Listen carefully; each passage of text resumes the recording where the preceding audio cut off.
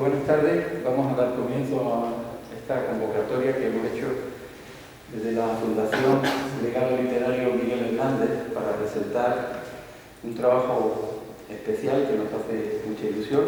Es un trabajo sobre la vida y la obra también de Miguel Hernández en formato cómic.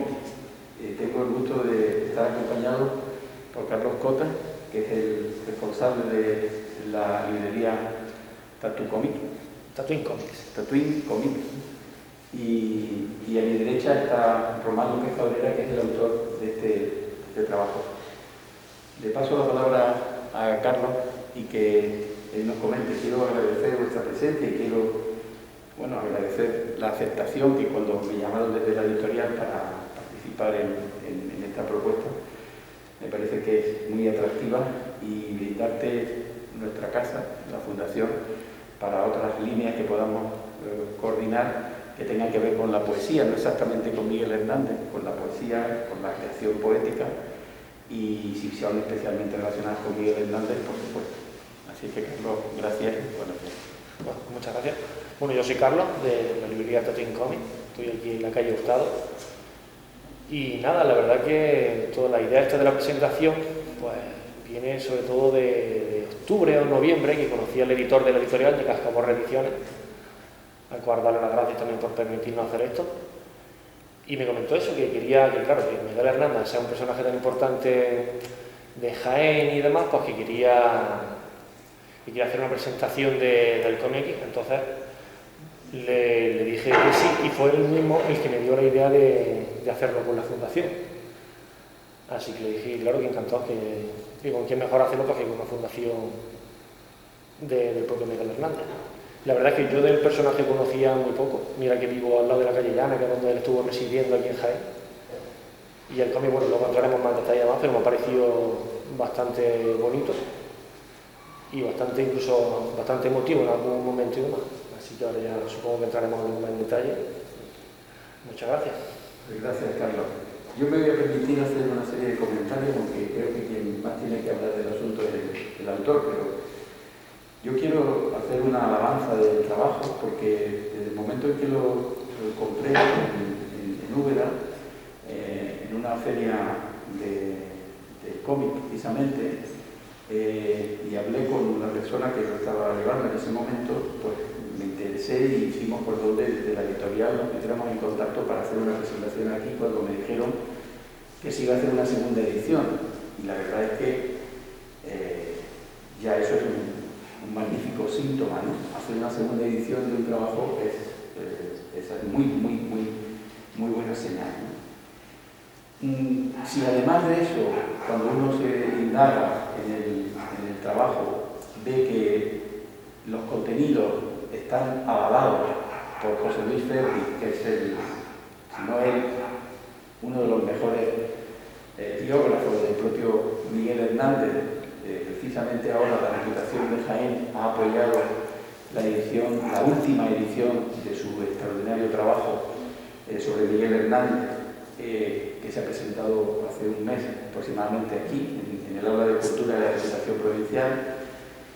Si además de que José Luis Ferri es quien avala el contenido de este trabajo, si además de eso Aitor Larravide, que es el director de la Fundación Cultural Miguel Hernández en Orihuela, y José Carlos Rovira, que es un gran especialista, profesor universitario, son los que hacen los epílogos, pues yo creo que nos encontramos con algo que tiene un valor en sí mismo, no sé si pero desde luego que garantiza que el formato cómic, que para mucha gente todavía puede ser un formato que es como más ligero, pues yo creo que en este caso Román ha cuadrado, ¿no? Ha cuadrado las cosas, porque efectivamente no hay manera de demostrar con más solvencia que yendo a quienes tienen todas las garantías de solvencia para que te avalen. Y además de eso, me ha parecido también muy interesante que no te has cortado poniendo al final cuáles son las grandes referencias en las que tú te has basado, ¿no? Y has puesto una bibliografía excelente. y por lo tanto eso habla muy bien de lo que hay dentro, habla muy bien de tu trabajo y habla también muy bien, yo creo que de tu manera de afrontar esta biografía novelada y dibujada de Miguel Hernández.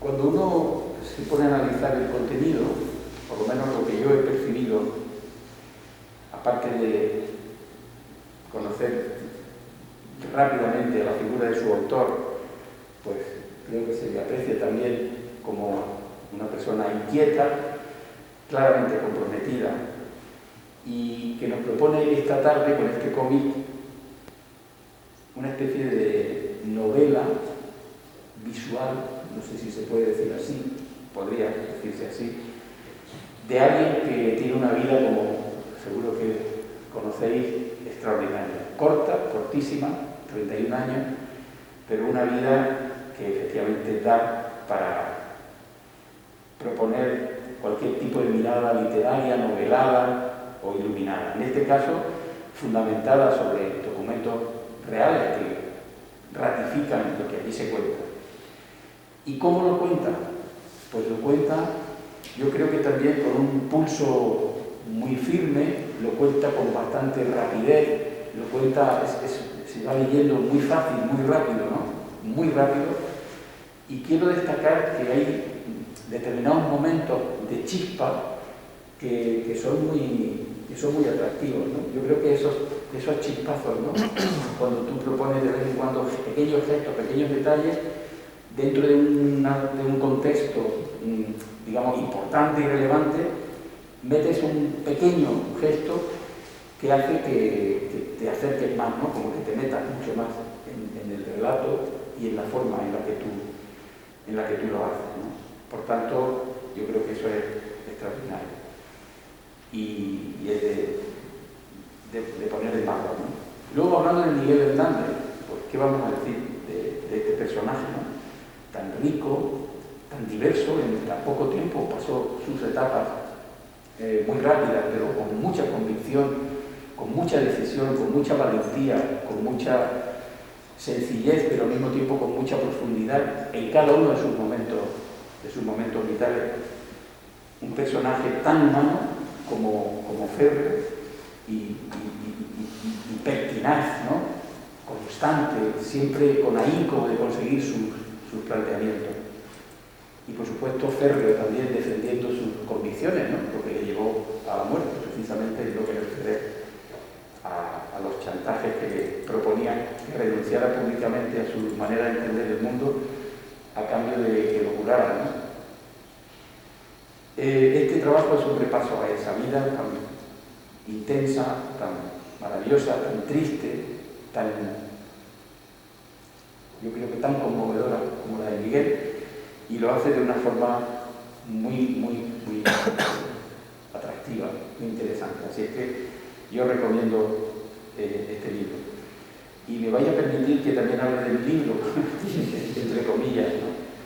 Quiero que conozcáis que la Fundación Literaria Miguel Hernández es una fundación que la Diputación de Jaén constituye junto con el Ayuntamiento de Quesada, la Universidad de Jaén y los herederos de la familia, para precisamente poner en valor, el objetivo principal de la fundación es poner en valor el legado de Miguel Hernández, que como sabéis lo adquirió la Diputación Provincial en el año 2016, y la figura y los valores de Miguel Hernández. Por lo tanto, todo lo que tenga que ver con Miguel Hernández forma parte de nuestra actividad. Y lo que hacemos es precisamente intentar llevar a Miguel Hernández en todos los formatos, a todos los públicos y en todas las circunstancias y en todas las condiciones, para lo cual pues tenemos un programa de trabajo. Yo llevo en la Fundación desde noviembre del 19 y hemos desarrollado, pues, con la pandemia incluso, pues, actividades de tipo telemático, pero últimamente estamos haciendo ya otro perfil, ¿no? Por ejemplo, hemos hecho exposiciones de divulgación que hemos tenido que duplicar, una que está en funcionamiento sobre todo por los institutos, pensada para que se crucen con ella todos los alumnos y alumnas de los centros. Tenemos talleres tenemos talleres para niños de entre 8 y 12 años, tenemos talleres para adultos. Tenemos una línea que nos parece muy atractiva, que es vinculada a la creación contemporánea con Miguel Hernández, con la obra de Miguel Hernández, proponiéndole a artistas contemporáneos que nos hagan obras, relacionando la obra o poesía de Miguel Hernández y creando esa dinámica interartística. Apoyamos a los poetas jóvenes, trayéndolos y proponiéndoles diálogos poéticos con Miguel Hernández, por supuesto también a los poetas consagrados.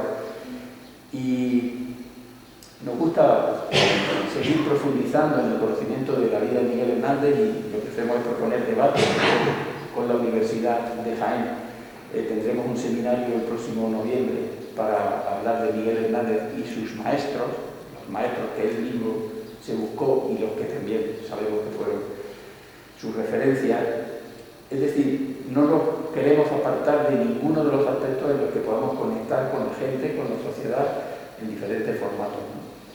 Y por eso también hoy estamos aquí. Yo creo que este formato de cómic puede ser una herramienta para llegar a un público que quizá con los otros formatos no podríamos llegar, ¿no? Por eso nos parece relevante hacer esta presentación, colaborar con la librería, con la editorial y con el autor, y os reitero que quedamos a vuestra disposición para lo que se os pueda ocurrir hacer con nosotros, que nosotros podamos hacer con vosotros. Así es que nada más, y te paso la palabra cuando tú quieras, Román. Complementa y habla de tu trabajo. Gracias. Muy bien, muchas gracias. Bueno, gracias, Noelí. Gracias también a vosotros por hacer posible permitirnos hacer este acto. A mí me hacía especial ilusión estar aquí en Jaén. Claro, que tanto tiene que ver también con Miguel y Jaén, que bueno, es quizá el único sitio donde Miguel pudo ser durante muy poco tiempo feliz, durante apenas 2 semanas. Y bueno, también es un poco un reto, pero voy a intentar salir airoso de bueno, voy a limitarme a comentaros un poco mi relación con Miguel, que viene de muy lejos, y un poco lo que he intentado también hacer en esta obra, ¿no? Yo he vivido siempre en Jacarería, que es un pueblo que está muy cerca de Orihuela, por lo cual siempre he oído hablar más o menos de Miguel Hernández, antes menos, también es verdad que de unos años hacia allí ya se ha oído mucho más hablar de Miguel Hernández. Pero a pesar de todo, Miguel llegó a mí, pues, no sé, con 15 años o así, en esa etapa en la que estás, estaba empezando a escribir mis intentos de poemas y interesarme un poco por la poesía, y en ese momento en el que también estás abriéndote a la conciencia política, a la conciencia social, y empiezas a preocuparte por ciertas cosas y a tener un inicio de ideología al menos. Claro, en un momento como ese, el Miguel Hernández de Viento del Pueblo te entra y te coge fuerte, ¿no? La verdad es que por una serie de historias al final acabé enamorado de Miguel, conecté muy bien con Miguel ya desde el principio. Seguramente mi primer contacto sería a lo mejor el disco de Serrat, o el primero, como prácticamente todo el mundo. Pero, o también, por ejemplo, fue curioso, durante mucho tiempo una de mis canciones favoritas de Víctor Jara era El niño entero, y durante mucho tiempo ni siquiera sabía que era un poema de Miguel Hernández, cuando probablemente será uno de los poemas más archiconocidos de Miguel. Bueno, estamos hablando de un adolescente que no ha leído nada todavía de Miguel, ¿no? Y bueno, cuando me enteré que ese poema era suyo, ya terminó de la verdad es que eso, siempre desde el principio he tenido una conexión muy fuerte con Miguel, así como me gusta mucho Lorca o Alberti. Sin embargo, con Miguel siempre he tenido una conexión muy fuerte. No he podido... Siempre recurro a él de una forma u otra, ¿no?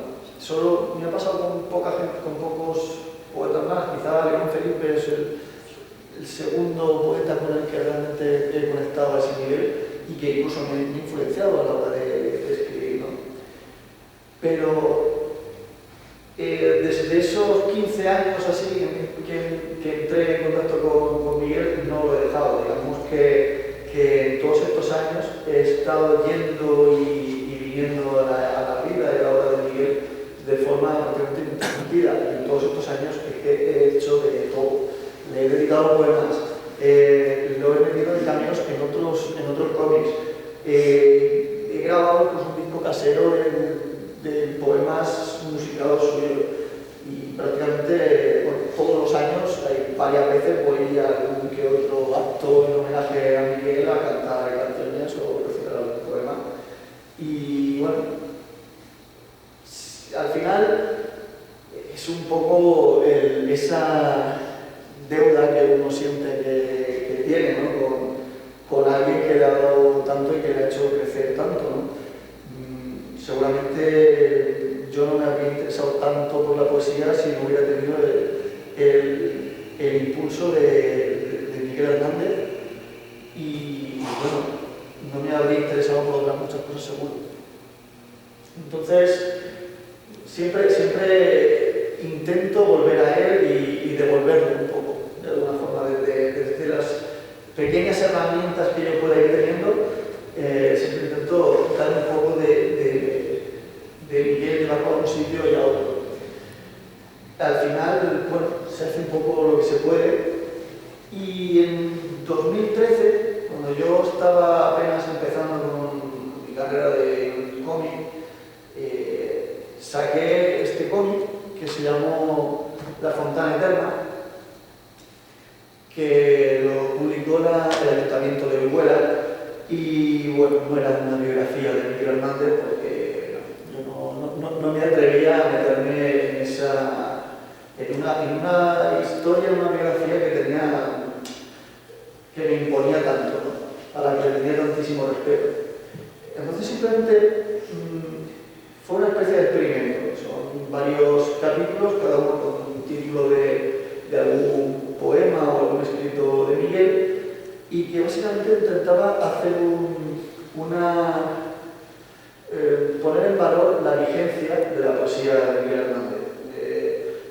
Contaba en cada capítulo pues, cuenta la historia de un personaje anónimo contemporáneo, cualquier persona de la calle, en ese 2013, en que en un momento dado pues, siente una conexión por afinidad, porque la situación sentimental que está pasando se puede equiparar con un poema, pues entra en conexión con un poema concreto y eso nos lleva a hacer un flashback y a contar un poco la situación en la que se encontraba Miguel cuando escribió ese poema o a la que hace referencia el texto en sí.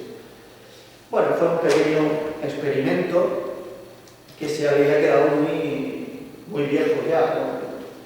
Entonces, Julián, el editor de Cascaborra, se enteró en 2019 que yo tenía este cómic y además tenía los derechos para poder reeditarlo y me pidió echar un vistazo para ver la posibilidad de reeditarlo ellos, ¿no? Y le dije, mira, este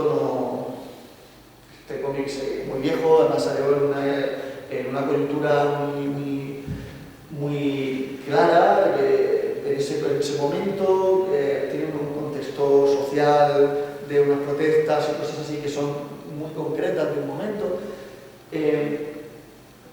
Pero no solo eso, el dibujo, el entintado, el color, todo se había quedado muy obsoleto, era de mis primerísimos trabajos. Entonces, yo no quería ni siquiera retocando, esto era salvable como para poder editarlo de nuevo. Así que le dije, mira, chico, te propongo hacer un cómic, una biografía ya más al uso, ¿no? Y nada, en eso me metí y cuando me vino este encargo, yo estaba todavía con este cómic, con Memoria de una guitarra, y fue un trabajo también muy arduo, y bueno, prácticamente nada más terminar me puse con la documentación de Miguel. ¿Qué pasa? Lo que decías de la documentación,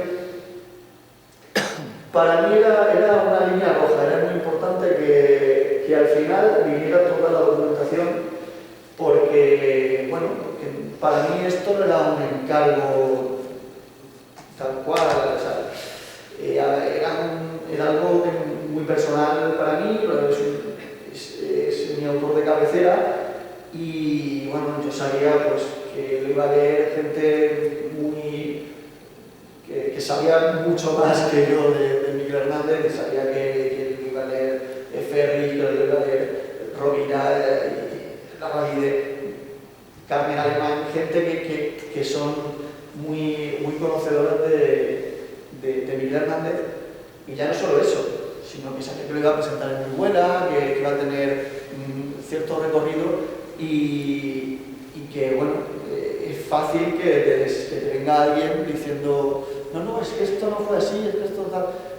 Seguramente, pero cuando eso pase, cuando venga alguien, pues simplemente le diré, mire, no señor, a mí no me lo diga, dígaselo a esta gente. Estas son las fuentes de las que me he basado y es lo que hay. Al final, sí que haces un poco tu interpretación. Este Miguel Hernández no es el Miguel Hernández real porque no podemos saber cómo era el Miguel Hernández real, pero sí que es el resultado después de pasar por el filtro de muchos años de estudiar, a veces incluso por propia voluntad, por propio placer, la vida y la obra de Hernández. De hecho, la primera vez que yo me leí la biografía de Miguel Hernández de José Luis Ferris no fue para hacer este otro cómic, ni fue para ningún proyecto, fue simplemente por puro placer. De hecho, fue el primer libro de cierta envergadura de páginas que me terminé en mi vida, porque yo era bastante incapaz de superar ciertos límites. Y bueno, al final es eso, es la concepción que yo tengo después de tantos años de estudiar, y ya no solo de eso, sino después de la documentación, el proceso de documentación, pues la idea que me he formado de Miguel Hernández, y esa es otra. Yo he intentado hacer un Miguel Hernández lo más tridimensional posible, lo más realista posible, con sus luces, con sus sombras, pero intentando acercarme también a su forma de hablar, intentando basarme mucho en sus cartas, en ciertas expresiones, y bueno, porque al final es muy fácil caer en ciertos tropos y no sé, y hacer un personaje muy plano que simplemente beba de ciertos momentos estelares de la vida de Miguel y de ciertas cosas que se conocen y ya está. Y yo no quería quedarme ahí, yo quería hacer una introspección importante. De hecho, el cómic se suponía que iban a ser 60 páginas o así, y ya han acabado siendo 100 y pico. La verdad es que, de hecho, yo empecé la documentación, recuerdo, el primer libro que empecé a leerme fue El oficio de poeta de Eutimio Martín, en marzo de 2020. Marzo o febrero, no lo sé. Y la fecha de entrega inicial era en octubre. Pues en octubre empecé a dibujar. De todos esos meses, sí que es verdad que no todo el día, lo compaginé con otras cosas, pero a lo mejor todas las mañanas o las tardes alternativamente durante todos esos meses fue documentarme. Fue sacar libros, investigar, leerme algunos, lo volví a leer la biografía de Ferris, esta vez la que sacó en 2017 ya corregida, y el de Eugenio Martín, consulté pues, toda esta bibliografía que sale al final, y mucha obra que al final no apunta, porque al final tiran mucho de páginas web, de cosas que buscas en un momento, una referencia que luego no apuntas, ya habría sido imposible. Pero eso, fue un proceso bastante largo de documentación, porque siempre sentía que necesitaba un libro más, que necesitaba una fuente más. Incluso había veces que directamente había cosas que no encontrabas, datos que te faltaban, o fuentes contradictorias también, y te atascas un poco en encontrar el camino por donde seguir. Por ejemplo, esa fue otra, cómo narrar el cómic. Por ejemplo, ya había un par de cómics sobre Miguel Hernández, y sabía que iba a salir otro, que de hecho acaba de salir en marzo, que es Las tres heridas de Miguel Hernández, de Carles Esquembre, que es un colega, es un fuera de serie, y me había ido pasando páginas, nos hemos ido pasando documentación también, porque lo fuimos haciendo al mismo tiempo. Y bueno, eso fue una ventaja, porque yo sabía ya los cómics que había, los había podido leer, y también sabía más o menos por dónde iban a ir los tiros del cómic que yo también iba a seguir después. Ya había podido ver páginas y por dónde iban tirando. Y entonces eso me vino bien, por ejemplo, para tomar ciertas decisiones, como la voz narrativa, que en algunos de estas obras han tirado de la primera persona, es el propio Miguel que lo cuenta, que cuenta su historia. A mí eso me generaba ciertos problemas, porque en algún momento Miguel Hernández tiene que morir, entonces es como raro que tengas que contar tu propia muerte, ¿no? Los otros autores lo han manejado de formas interesantes, pero yo al final simplemente tiré de narrador omnisciente, tercera persona, porque además es que había mucho dato que tenía que meter, y era más fácil, ¿no? Porque, por ejemplo, también pensé en que lo narrara un preso que apostado en la puerta de la enfermería mientras Miguel estaba agonizante, pues un preso hablando con otro, contándole un poco la historia de Miguel. Pero claro, tendría que ser la historia que el propio Miguel le hubiera contado, y tendría que ser lo que Miguel supiera, o sea, lo que supiera en ese momento. Eso al final no tiene sentido, tiene las patas muy cortas, porque hay cosas que no. Por ejemplo, Miguel no sabía que Federico García Lorca no fue a una fiesta en la que había organizado Vicente Alexandre con otros amigos y tal, y que iba a ir a leer de La Casa de la Alba, y que no fue porque se enteró de que estaba Miguel y no se podía ni ver. Eso Miguel no lo sabía, por ejemplo, no podría haberlo incluido si lo hubiera hecho así. Pues simplemente cosas que se han ido saliendo en los últimos años. De la propia bibliografía que he consultado, algunos son libros muy viejos, que en algunos casos se han quedado obsoletos porque se han salido nuevos datos, o nuevas cartas que han salido, nuevas versiones de poemas que ya se conocían. Al final, esto es constante. De hecho, cada cierto tiempo salen nuevas cartas o aparecen nuevos documentos que arrojan nueva luz sobre un personaje así, ¿no? Pero bueno, al final me decanté por eso, por esa vía, y fue un poco por dónde quise ir. Luego, por ejemplo, otra de las cosas para las que me sirvió el haber podido tener acceso a las otras obras es ver qué huecos había realmente.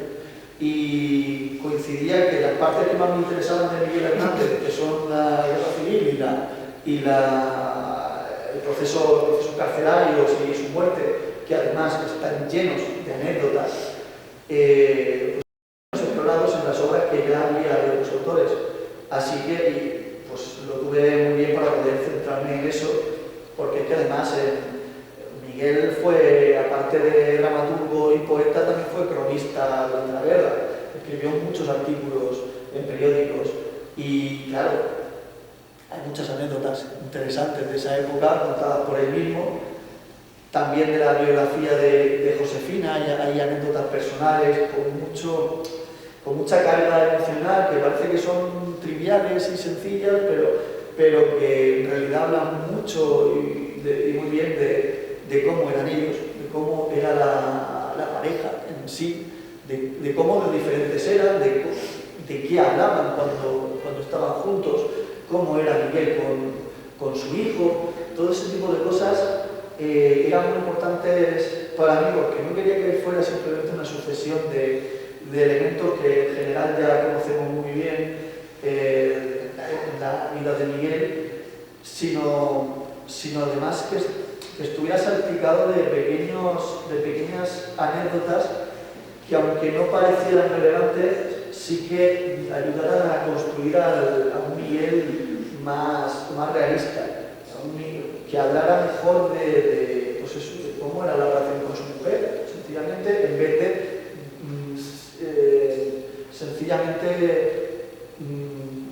no divinizar la cosa de la palabra.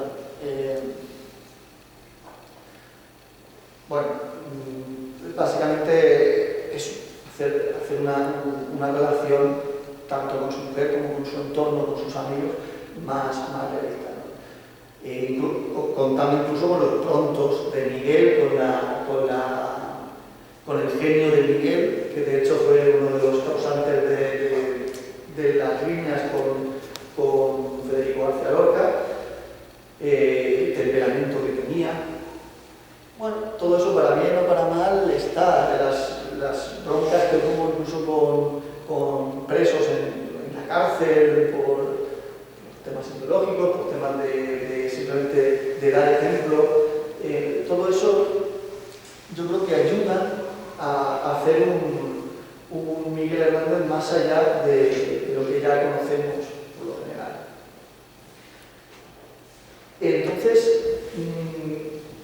sí, el cómic hace un repaso por todo lo que yo considero indispensable en la vida y en la obra de Miguel, los puntos relevantes que hicieron evolucionar su poesía hacia un lado o hacia otro,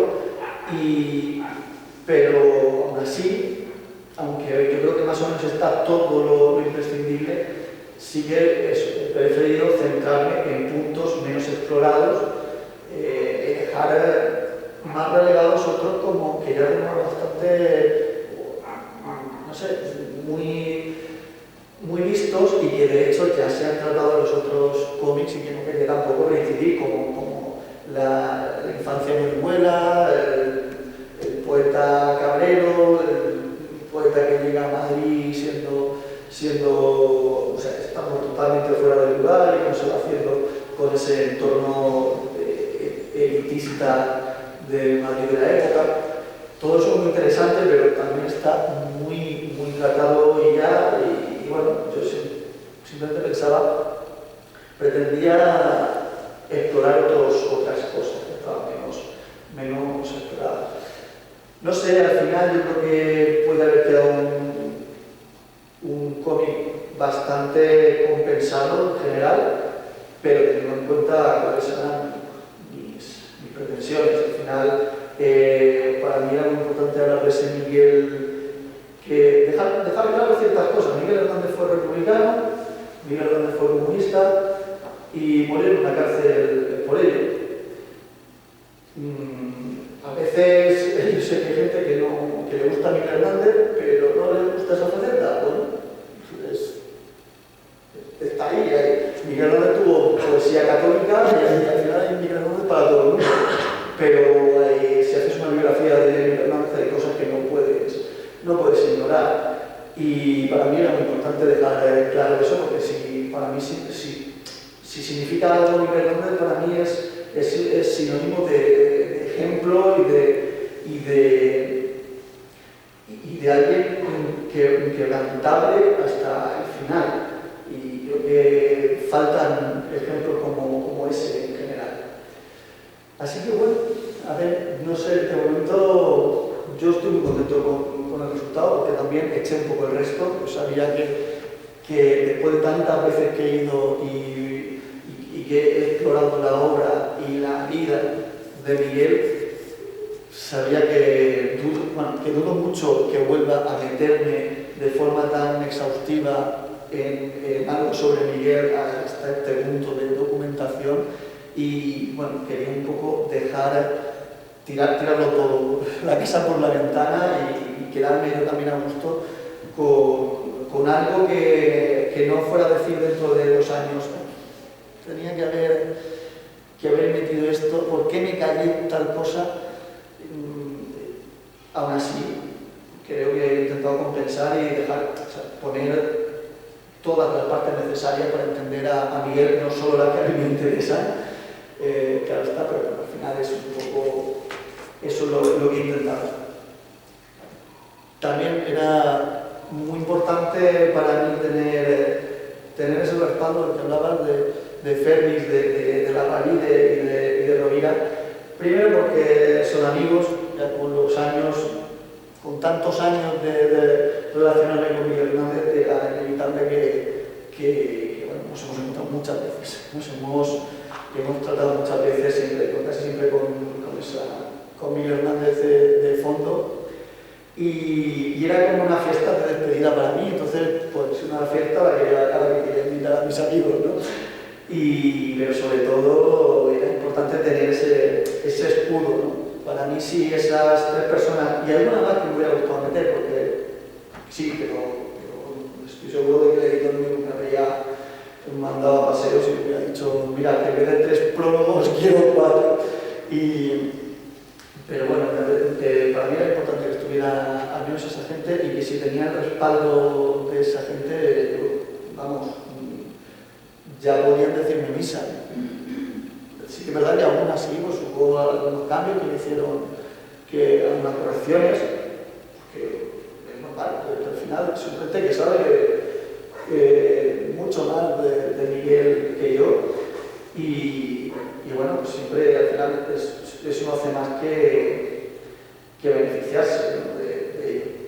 Así que bueno, aprovecho para darle las gracias a estos 3 personajes por haberse querido sumar a esto. Y bueno, no sé si, yo creo que no voy a aburriros más. Si tenéis preguntas, al final esto es lo más interesante, el poder ir hablando así. Si tenéis alguna duda, tanto del cómic como de Miguel, que podamos intentar. Sí.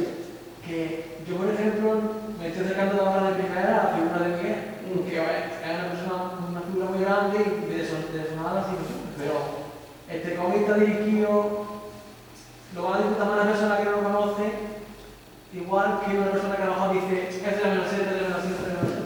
¿Va a sorprender a todas las personas o va a dirigir a descubrir detalles nuevos? ¿Cuál ha sido más el enfoque? Yo, por ejemplo, lo disfrutaré igual que si me pongo un poco al día primero, me refiero. No. Me doy cuenta siempre tarde, después de terminar las charlas, de que hablo para gente que ya sabe de Miguel Hernández, como ya pretendiendo, porque siempre digo nombres, su relación con Maruja Mario, con Vicente Alexandre, con no sé qué, y sí es verdad que a veces habrá gente a la que le sonará chino, pero bueno, eso soy yo hablando.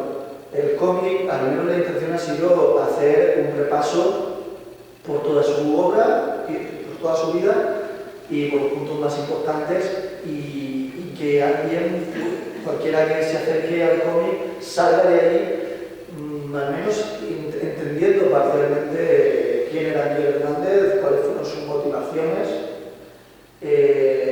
cuál fue su obra o su obra más importante, y una línea general de lo que fue su vida y su obra. Yo creo que no habrá ningún problema para que sigas y aprendas de cero la vida de Miguel, porque bueno, se van narrando cronológicamente, generalmente va cronológicamente, y va dando los datos necesarios para seguir la historia, así que no... De hecho, una de las cosas de las razones por las que a mí me gusta hacer cosas sobre Miguel, o otros poetas también, como musicar poemas suyos y cantarlos por ahí, es que siempre pueden salir de píldora, de primera píldora, de puerta de entrada. Igual que el disco de Serrat, del que tanto se habla, ese ha sido la puerta de entrada a varias generaciones a conocer a Miguel Hernández. Cualquier pequeña obra como esta o cualquier canción que un día toques en un concierto y que siempre pueda haber alguien que no escuche, que no conozca a León Felipe y que oiga cantar una canción de León Felipe y diga, pues voy a interesarme. La idea de esto es precisamente esa, que sirva también de aliciente para que la gente profundice un poco más en la obra. Por ejemplo, hay algunas anécdotas de cómo se crearon algunos poemas. No están los poemas completos, son solo versos. Si eso ayuda a que alguien diga, pues me ha parecido interesante la anécdota, voy a buscar el poema completo. Y ya que si estás en un libro, pues te leas 2 o 3 poemas más, pues oye, sí, ya está, al final la cosa está hecha. Al final eso es lo importante. ¿Alguien más? A mí se me ocurre otra. Que yo estaba pensando, seguramente como te tienes que sumergir en ese universo y tener tantísima información ahí, que lo que me ha comentado un poco, ¿no? De en un momento de tener que elegir lo que va a poner y si alguna cosa ya no te cabe, pues digamos, que seguramente tenga alguna anécdota genial que están en el límite entre entrar o no entrar en el cómic. Sí. Que si se te ocurre alguna así para verlo ahí. Sí, ha habido varias escenas que tuve que dejar fuera porque al final pues tienes que hacer una criba y aunque pongas escenas que en teoría no son relevantes, no lo son en teoría. Como decía, pues ayuda a comprender mejor la relación entre los personajes y demás. Pero otras ya a lo mejor eran repetitivas. Por ejemplo, hay una escena en la que Miguel, ya de soldado, va a ayudar a Pablo Neruda a desalojar los libros que había en su casa después de haber sido bombardeado.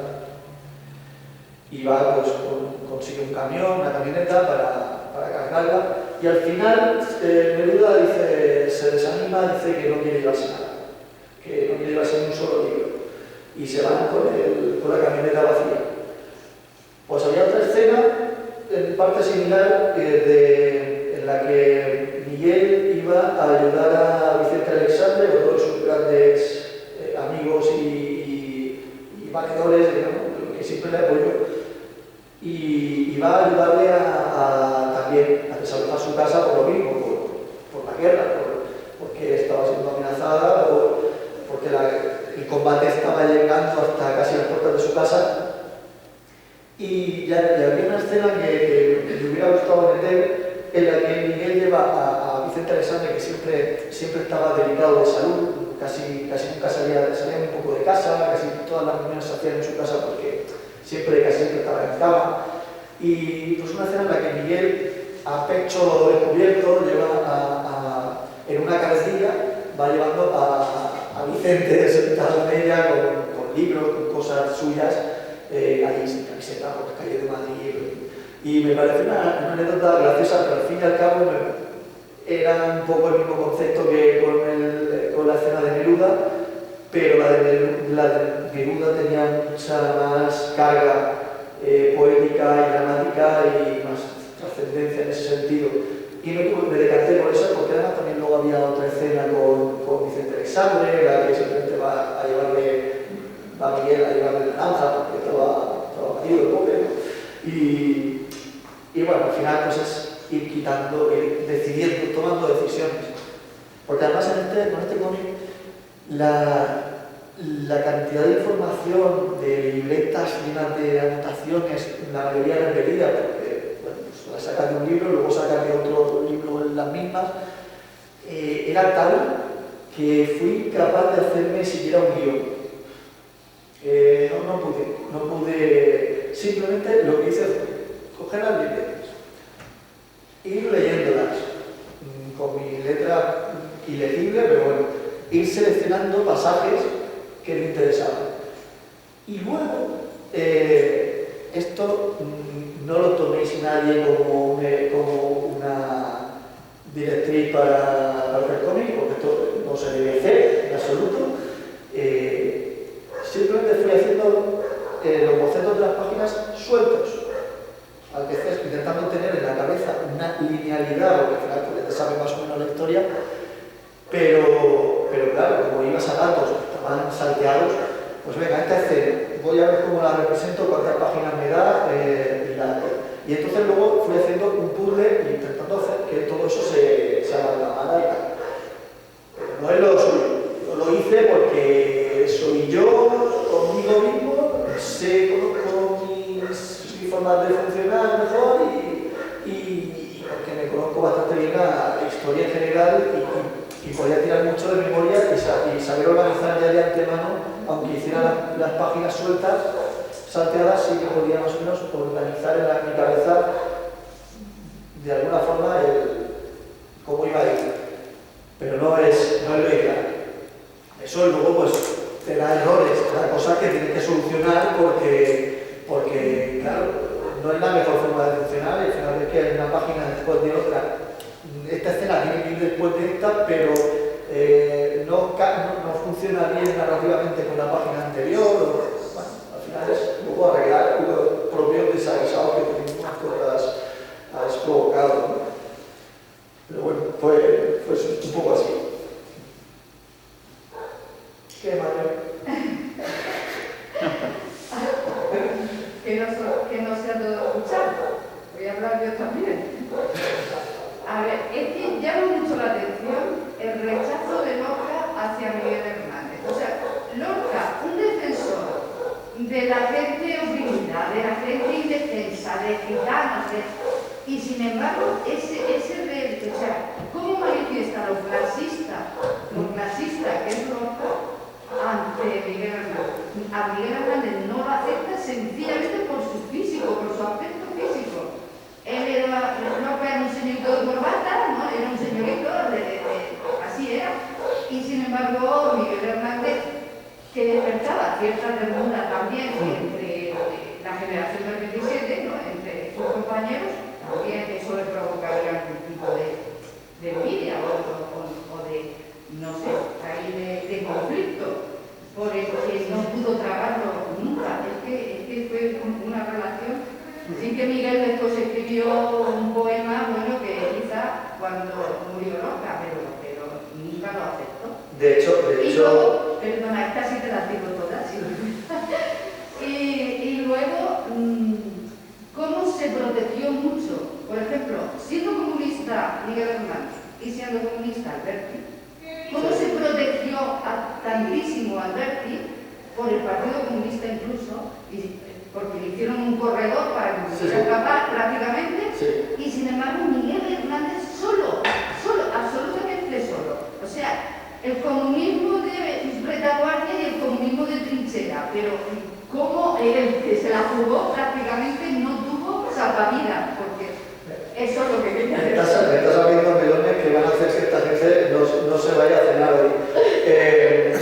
Pero bueno, lo de Lorca. En las dos voy a recurrir a Ferris, pero lo voy a hacer con pinzas, cogido con pinzas porque tiro de memoria. Creo recordar que Ferris apuntaba precisamente eso de... Ay, perdona, y que yo otra. ¿Quién crees que lloró más la muerte de Miguel Hernández?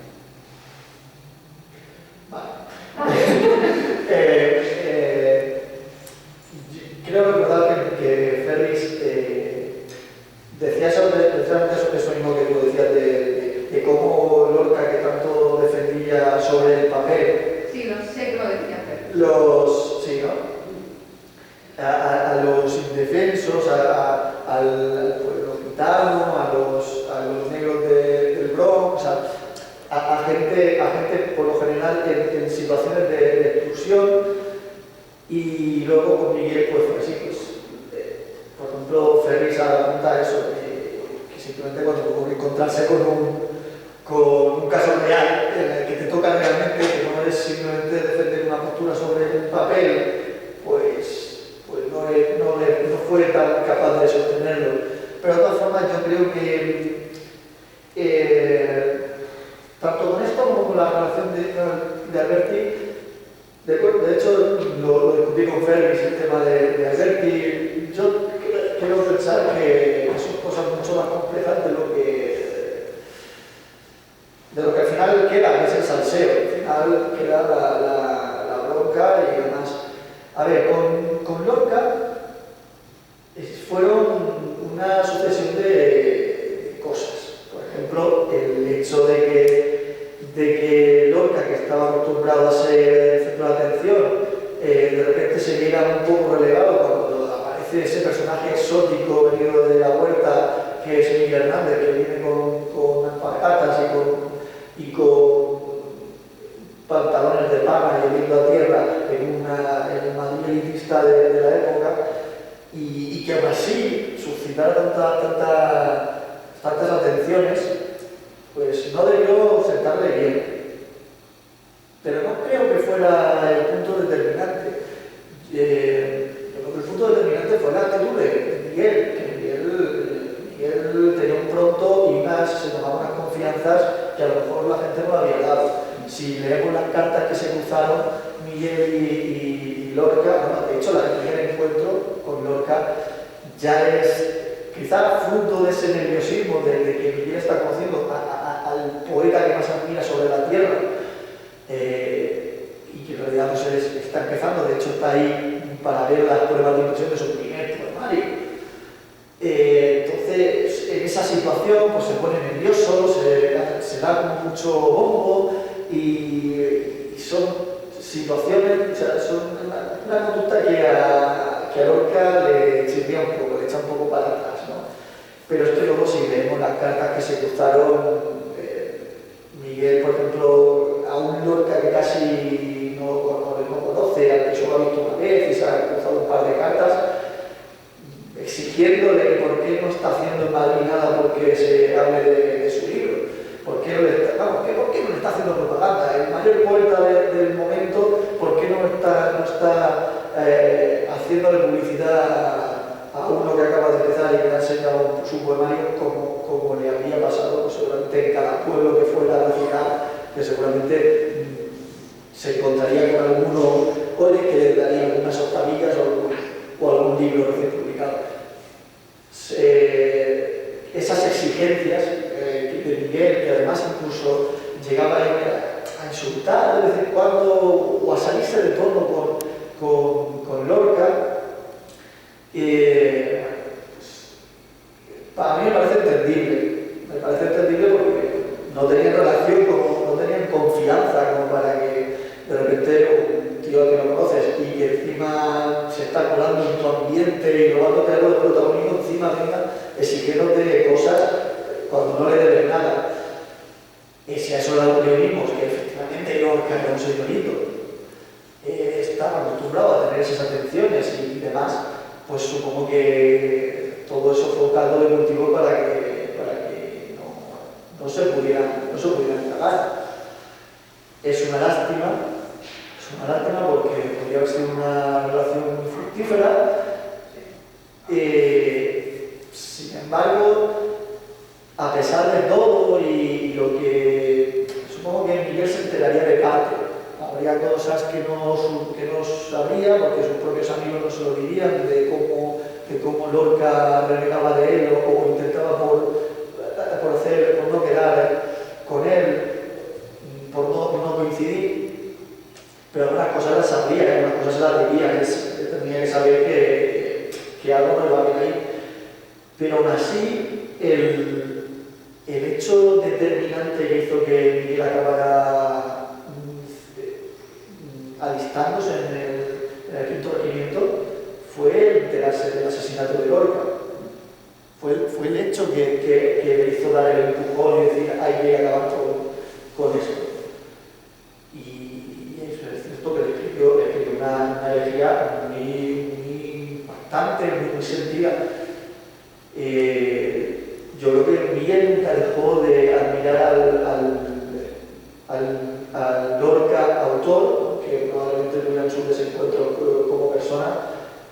como sale en el cómic, en un momento en la cárcel que le preguntan por sus poetas favoritos y demás, de los que había conocido, él dice que admiraba sobre todo más el Lorca dramaturgo que el Lorca poeta. Pero bueno, yo creo que a pesar de todo siempre admiró a Lorca.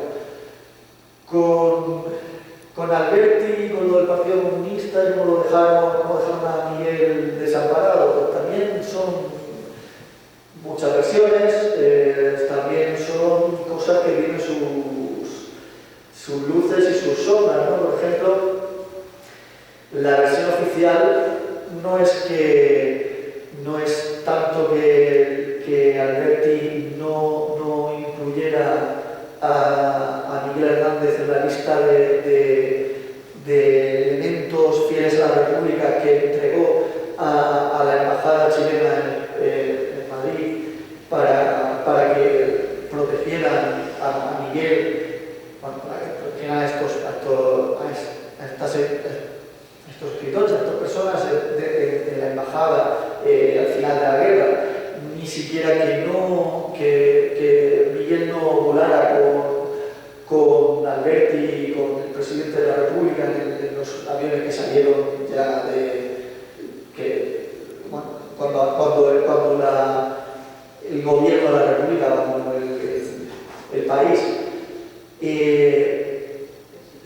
En realidad se supone que fue el propio Miguel el que rechazó todo eso. Creo que no se le puede achacar demasiado fuerte a Alberti o a María Teresa León la suerte de Miguel en ese sentido, porque se lo ofrecieran con más o menos ánimo, con más o menos interés. La versión es que Miguel dijo que no. Miguel dijo que no se quedaba encerrado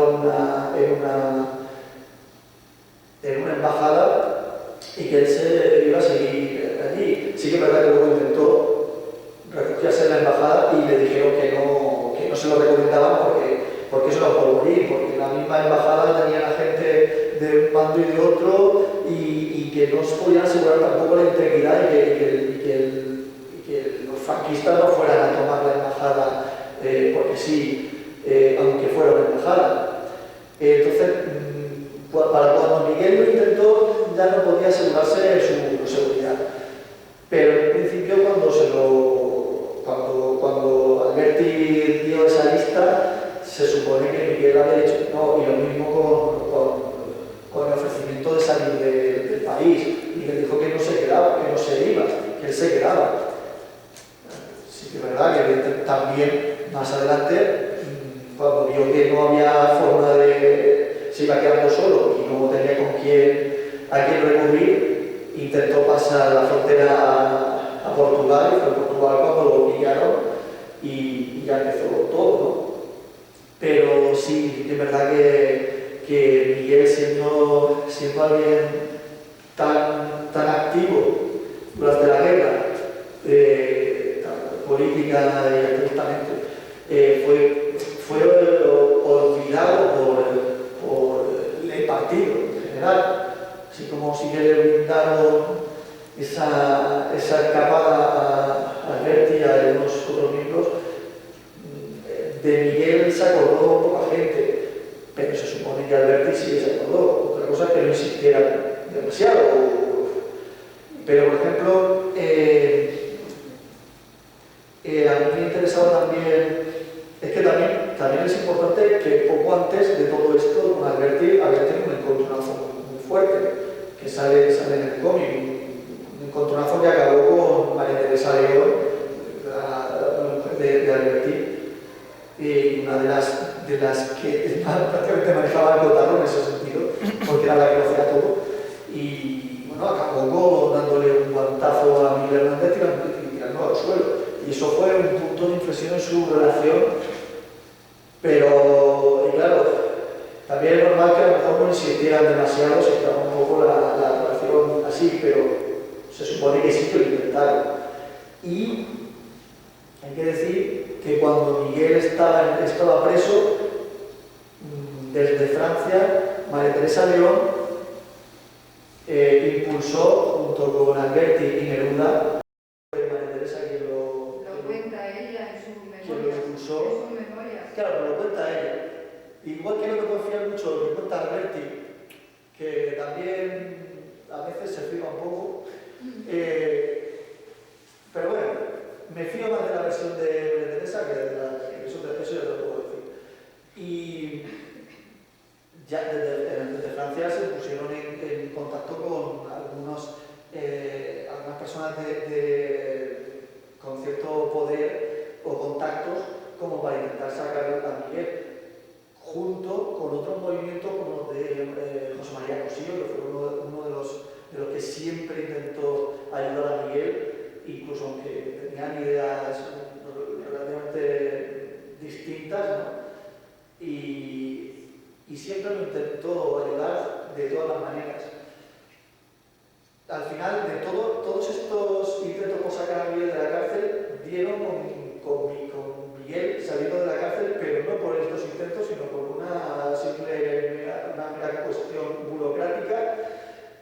Y bueno, fue un poco el detonante, bueno, ya que me pongo lo digo, el detonante de la siguiente vez que le encarcelaron y ya no salió. Esto fue porque Miguel, fueron a juzgar a Miguel y faltaba un expediente que no habían enviado desde otra cárcel y desde la frontera,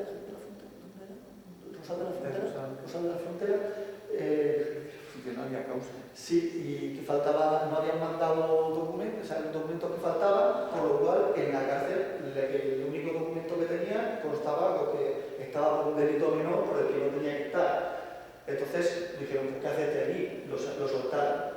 Claro, como lo soltaron, pero no le dijeron por qué, Miguel pensaba que lo habían juzgado, que lo habían exonerado, que él estaba libre de culpa ya y que ya podía hacer vida normal, porque si había estado en la cárcel, que lo habían soltado, sería porque ya había cumplido lo que tuviera que cumplir. ¿Qué pasó? Que eso no fue así.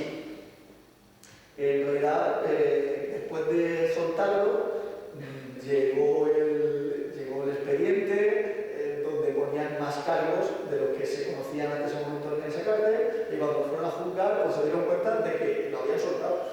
Y cuando alguien en Orihuela lo denunció, lo vio paseando por Orihuela, lo denunciaron, lo cogieron, y entonces fue cuando dijeron, que este es que el expediente de Miguel Hernández es un poco más largo de lo que pensábamos. Y bueno, esto contaba un poco a la ligera, que era algo de memoria, pero básicamente por llevar a los tíos. Y simplemente salió por una mera casualidad y por otra casualidad lo acabó de nuevo en la cárcel. ¿Y que quién lloró más la muerte de Miguel? Alexandre y Cosillo. Yo apuesto por Alexandre y Cosillo. Es mi opinión. No sé, yo creo que fueron los verdaderos amigos sinceros. Sí, es verdad que Neruda también hizo mucho por Miguel, siempre lo tuvo bajo su ala, siempre lo protegió, pero para mí, yo creo que los verdaderos amigos que tuvo fueron José María Cosillo, que de hecho lo estuvo manteniendo prácticamente porque se lo tenía empleado haciendo una enciclopedia sobre toros, pero que muchas veces ni trabajaba Miguel. Muchas veces Miguel le decía, oye, que puedo ir a tal sitio, y le seguía pagando, y le pagaba a él, le pagaba a José María, el Cosillo, y fue uno de los que siempre intentó sacarlo de la cárcel. Y bueno, Vicente Alexandre siguió mandando dinero a Josefina, a su viuda, después de muerto Miguel, durante mucho tiempo. Yo creo que, además, Vicente Alexandre y Hernández se trataban de hermanos, se llamaban de hermanos uno al otro. O sea, tenían una relación muy intensa, muy cercana y muy sincera. Yo creo que ellos dos fueron los dos grandes amigos y seguramente los que más llorarían su muerte, desde luego. Pienso yo, no sé qué opinarás tú, pero... Yo sí, yo también, estoy de acuerdo. Sí, estoy de acuerdo contigo. Aprovecho para que beba agua. Y para deciros que yo tengo una cosa a las 9 de Núbeda y estoy deseando tener que salir, pero que vosotros podéis quedar simultáneos si queréis seguir. Pero es verdad que yo creo que fue Vicente Aleixandre la persona que, por lo menos, que demostró que era verdaderamente amigo de Miguel. Igual que cuando ahora Vicente, he visto, hay un vídeo por ahí en YouTube en el que sale hablando Vicente Aleixandre sobre Miguel Fernández, y es muy emocionante, ¿no? Porque lo dice muy claro, ¿no? Dice, la única persona que venía a mi casa cuando yo necesitaba ayuda, cuando Vicente necesitaba ayuda, de quien únicamente iba allí a ayudarme, a alimentarme, lo decía literalmente, ¿no? Era Miguel. Y de hecho después, está claro, la misma Josefina, que lo refiere en sus memorias, ¿no? Sí. Era Vicente Aleixandre quien le mantuvo el ánimo. Y las paradojas de este hombre, de Miguel Hernández, ¿no? De su vida, está llena como de guiños, como de cruces, de circunstancias tremendas, ¿no? Precisamente su mejor amigo, el que más le ayuda y el que más ayuda a Josefina, le regala un reloj de oro en la boda, y ese reloj le marca el destino, ¿no? Porque es el reloj que se le cruza, y a partir del reloj lo denuncian, de no sé qué, y está lleno de guiños de ese estilo la vida de Miguel, ¿no? Eso me ha recordado a una cosa que nunca me acuerdo si llegué a meter. Lo he buscado varias veces. Me he acordado a veces y he ido a buscarlo porque nunca me acuerdo si lo he metido. En la escena de las naranjas. Sí, que no sé si hablan de lo del reloj.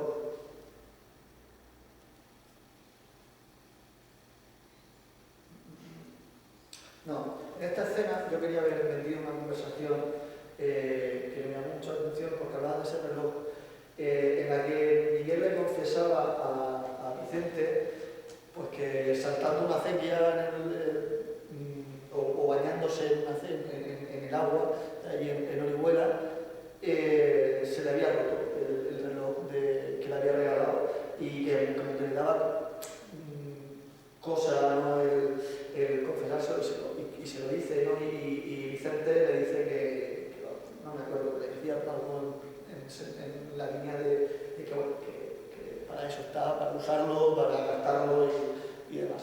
Bueno, me lo ha recordado la anécdota, pero vamos, yo creo que sí, que Vicente Aleixandre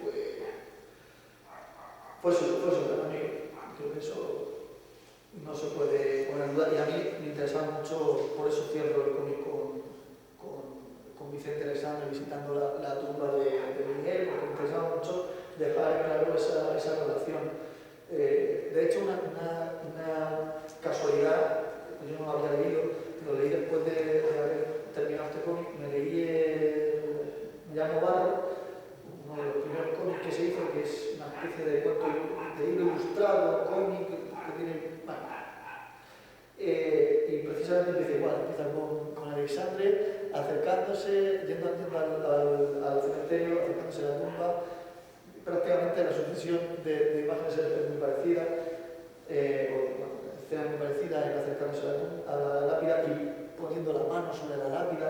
Y de hecho estuve con uno de los autores hace poco, estuve presentando el cómic con Fermis en Unicómic, en la jornada de Unicómic de Alicante, con este autor y con Carles Esquembre de Las Tres Heridas, de Miguel Hernández, y se lo dije, no, mira, fue pura pota, pero es que me leí tu cómic después de haber hecho el mío, y es que lo termino exactamente igual que lo empiezas tú. Pero es que Carles, en Las Tres Heridas, también ha hecho algunas escenas visualmente casi idénticas a las mías, y no nos habíamos visto, que al final son cosas que son lógicas. Al final, cuando piensas en la mejor forma de